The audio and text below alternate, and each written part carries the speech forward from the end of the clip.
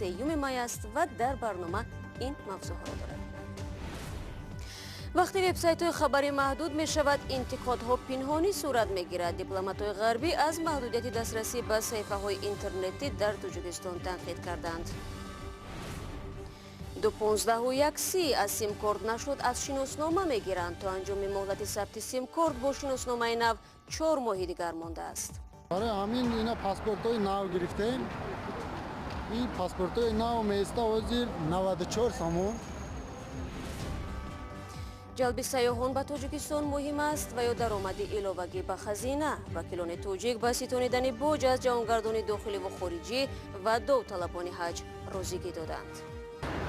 15 روز 15 دلار به فکرم سومیاتان آمدم و فکرم خیر اویدکاری نیست در دولت.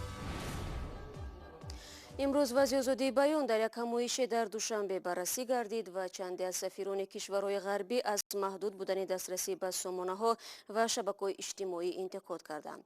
از جمله سفیر بریتانیا در تاجیکستان هیو فیلپوت در این همایش گفت که اینترنت مثل برق و آب باید برای اهالی تامین باشد تا صدای همه شنیده شود.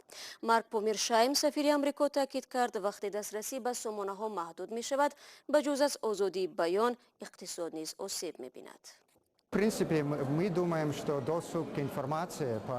به عقیده ما دسترسی به اطلاعات توسط اینترنت خیلی مهم است. سایت بندی ها و محدود نمودن دسترسی به اینترنت به صاحبکاری هم خلل می رساند.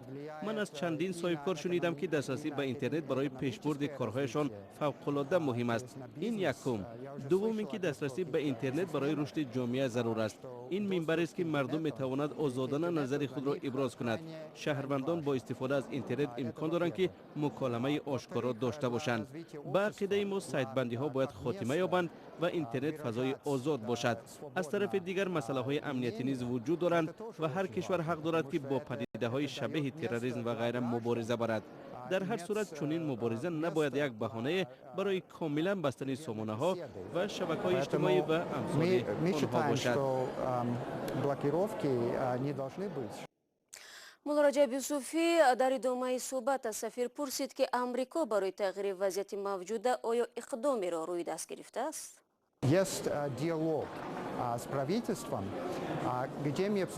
بله، ما برنامه‌های مختلف داریم و با حکومت نیز در این زمینه همکاری راه اندازی شده است و بررسی آن به طور منظم جریان دارد. طوری می‌دانید ما هر سال در چارچوب مکالمه با حکومت تمامی مسائل جاری را مطرح می‌کنیم. از جمله در این چارچوب حقوق بشر و آزادی بیان بحث می‌شود.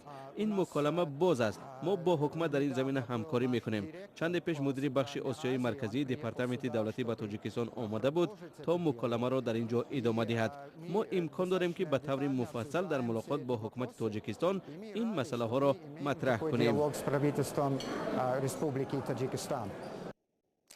در این نشست نمایندگان مقامات دولتی تاجیکستان نیز اشتراک داشتند و به تامین بودن آزادی بیان در کشور زیاد تاکید کردند.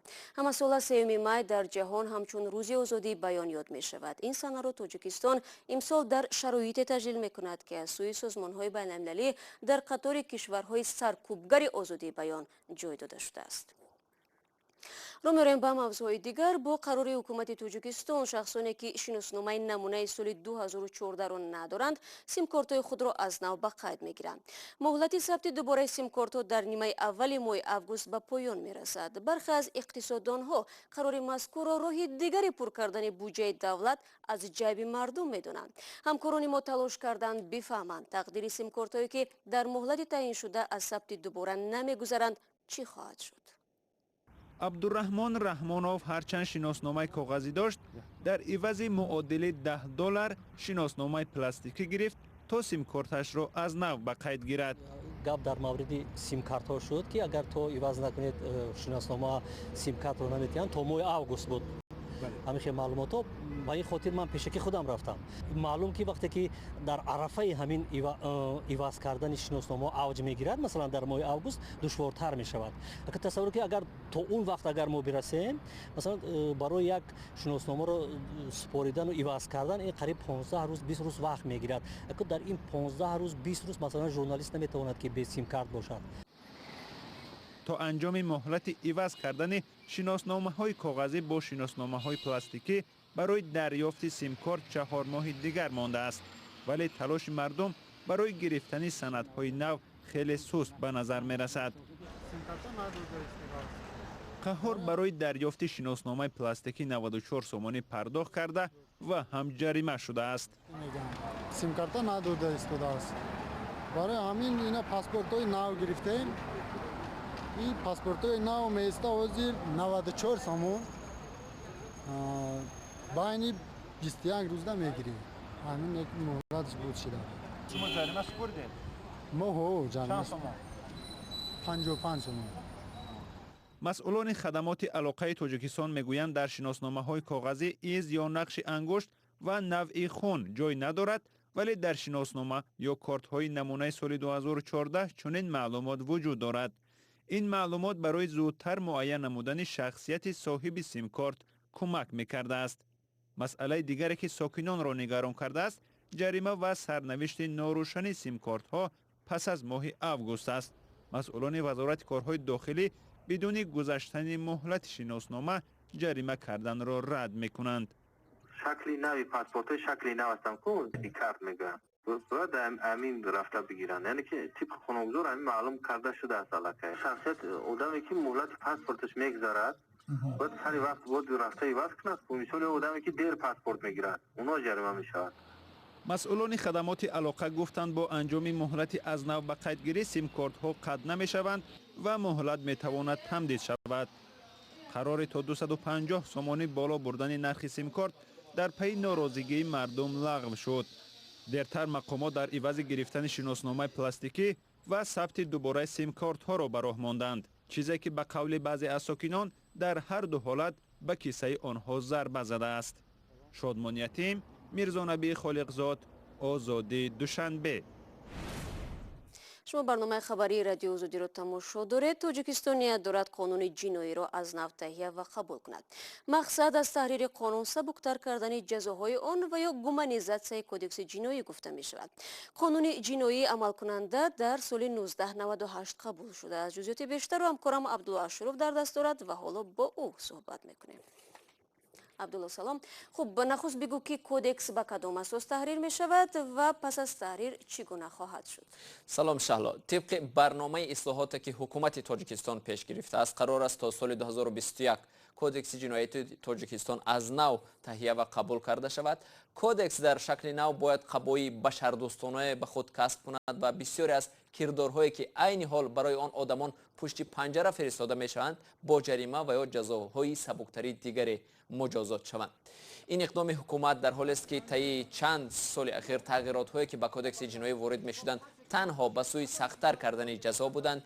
از سال 2015 به این سو کردارهای مثل تحقیر عمومی اساسگذار صلح و وحدت ملی پیشوای ملت یا تهمت کردن به او، دیده و دانسته سرایت کردن شخص دیگر به ویروس نارسایی مسئولیت بدن، سفیدکنی عمومی، تروریسم و اکستریمیسم، اجرا نکردن عهدهداری عاید به تعلیم و تربیه نابالغ وارد شد که از 1 تا 5 سال زندان را در نظر دارد. کودکس جنایی تاجیکستان برای جزاهای سنگینش از سوی سازمان‌های بین‌المللی و حامیان حقوق تنقید می‌شد. بخش حقوق انسانی سازمان ملل متحد نیز از تاجیکستان دعوت کرده بود که معیارهای کودکس جنایی را بشری‌تر کند. عبدالله، حامیان حقوق مشخصاً کدام بندهای کودکس جنایی را سنگین می‌دانند و به اصلاح آن دعوت می‌کنند و آیا معلوم است که حکومت تا کجا به اصلاح آن اقدام خواهد کرد؟ شهلا هنوز معلوم نیست که مؤلفان تا کجا قانون جنایی را نرم میکنند و کدام ماده ها را حاضرند از آن حذف کنند، اما حقوقشناسان و حامیان حقوق در تاجیکستان میگویند سالهای اخیر بسیاری از جوانان تنها به خاطر پخش تگمه لایک و یا کلاس در شبکه‌های اجتماعی به افراطگرایی و یا جانبداری از آن گناهکار دانسته زندانی شدند. در تاجیکستان سال 2016 به کودکس جنایی مفهومی سفیدکنی عمومی، اکستریمیسم و تروریسم از جمله توسط اینترنت وارد شد و گذاشتن لایک را هم در اکثر حالتها تفتیشات به معنای سفیدکنی و یا ترغیب غایه‌های افراطی قلمداد می‌کند. بنابراین حامیان حقوق انسان در تاجیکستان میگویند یکی از بندهای تحریر طلب کودکس جنایی مربوط به افراطگرایی است که بسیاری از جوانان با همین جرم پس پنجره رفتند برای سالهای طولانی.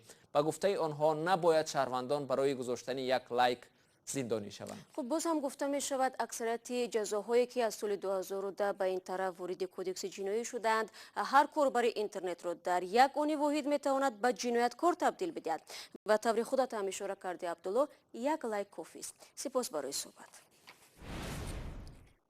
بینندگان عزیز، رقم مخصوصی ما در وایبر و واتساپ همانو در خدمت شماست. اگر میخواهید خبر و عکس النوار شما در برنامه خبری رادیو آزادی نشر شود، پس با ما تماس بگیرید. شماره تلفن ما +420 724 056 681 است. در صورت دریافت خبر، عکس و یا ویدیو ما با شما تماس میگیریم. برنامه را ادامه میدیم. شروع از ماه روان برای دیدن همین منظره‌های ناتکراری که از طرف شرکت‌های تاجیکستان برای تبلیغ زیبایی‌های کشور استفاده می‌شود، سیاحان خارجی باج می‌سپارند. این افغانی به تاجیکانی هم که توسط شرکت‌های توریستی به خارج می‌روند دخل دارد. از داوطلبان حج نیز اکنون باج حتمی ستانیده می‌شود. مبلغ به کجا صرف می‌شود و ساکنان در این باره چی نظر دارند؟ در گزارش همکاران ما از نستایش وریما تماشا می‌کنیم. سیاحان خارجی عهدهدار میشوند که برای هر روزی بود و باششان در تاجیکستان $1 پرداخت کنند. همین گونه مبلغ از سیاحان داخلی نیست که طریق راهخط به کشورهای خارجی میروند ستانده می شود. سال گذشته تقریبا 1,200,000 جهانگرد خارجی از تاجیکستان دیدن کردند. سیاحت آنها در کشور به حساب میآید تا یک هفته را تشکیل می‌دهد. همچنین مقامات تاجیکستان از هر داوطلب زیارت حج فرضی و عمره $50 خراج حتمی خواهند ستاند. وزیر مالیه تاجیکستان در جلسه پارلمانی گفت مبلغی که از باج به دست می آید برای رشد اینفراستراکچور یعنی بنیاد مهمانخانه ها، تعمیر پیکره های فرهنگی، راه و گلگشت ها و تبلیغ تاجیکستان در وسایط اخبار عمومی خارجی صرف خواهد شد. در این زمینه با در نظر داشت تجربه جهانی مقرر نمودن خراج سیاحی برای دریافت منبع‌های نوی واردات مبلغ به بودجه دولتی و به خصوص برای بنیاد اینفراستراکچور معاصر سیاحی مساعدت نماید. طبق کوتاهای معین شده در سال 2017 و 2018 متناسباً 6,500 و 7,000 نفر شهروندان جمهوری زیارت حج فرضی را انجام دادند. در شرکت‌های سیاحی میگویند باید بین جهانگردی و حج فرق گذاشته شود. به گفته شرکت‌های سیاحی، ستاندن باج همان مالیات مهمانخانه‌هایی است که در سراسر جهان رایج است.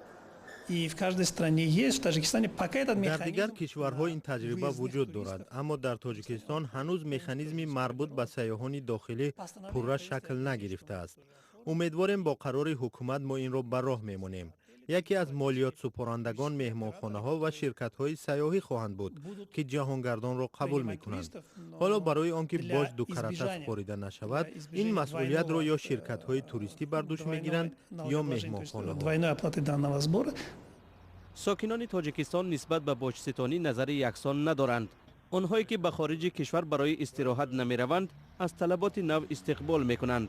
بعضی دیگر برعکس مخالفند و میگویند این نوگانی شماره خواهشمندان سفر به تاجیکستان را کم میکند. ای طرف ما هم بدیش کد نمیره، در مقصد کم آدم میره. значительно کم میشه، توریست هم کم میشه. به نظر من در اول می شود مبلغ باج را کمتر کرد، اما در هر صورت کشوری که برای جهانگردان مکانهای دیدنی دارد و قابل توجه است باید باج ستاند. این مبلغ حداقل برای بنیاد گلگشت ها کمک по крайней мере строить также какие-то парки. خریدن در کار از اندازه. $1 خصوصی نیست بفکرم. هر یک روز. های 15 روز $15 بفکرم. سومیاتان آمدم بفکرم خیر اویدکای نیست در دولت. وقتی در تاجیکستان سال رشد سیاحی اعلان شد، برای شرکت‌های توریستی بعضی سبوکی‌ها را در مسئله اندازبندی پیش بینی نمودند، ولی حالا برعکس باج را تعیین کردند. من فکر می‌کنم این اقدام برای رشد سیاحی مانع می‌شود. با این هم ستاندن باج حتمی از سیاحان داخلی و خارجی الکی از ماه می آغاز می‌شود.